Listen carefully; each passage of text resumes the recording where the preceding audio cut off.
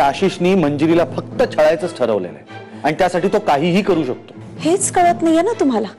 प्रश्न कोणा त्या मुलाचा किंवा त्याच्या मित्राचा नाहीये, प्रश्न आपल्या मुलीचा आहे।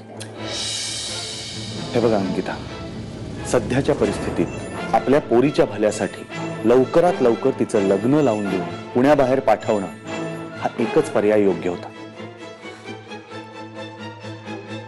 असं म्हणून केलं ना तिला लग्नाच्या मांडवात उभं। हे बघ, आता जे घडलंय त्यात काही बदल होऊ शकतो का?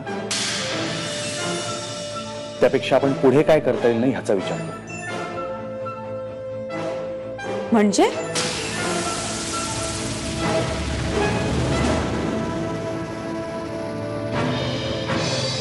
मला वेगळीच भीती वाटते। हा आशिष जर कोल्हापूरला पोचला ना तर अहो, तुमच्यासाठी काय केलं नाही तिनं? तुमच्या शब्दाखातर 3 दिवसात भोवल्यावर उभी राहिली ती। आणि तो मुलगा त्याचं काय? हे बघ, टाळी कधी एका हाताने वाजत नाही। तिचं त्याच्यावरती प्रेम असल्याशिवाय तो सोडाने पेटणार नाही। अहो, पण त्याचं एकतर्फी प्रेम असू शकतं ना? तसं असेल तर चांगलंच आहे ना, पण काय? अहो, सासरी जाताना सुद्धा तिला तुमची काळजी वाटत होती।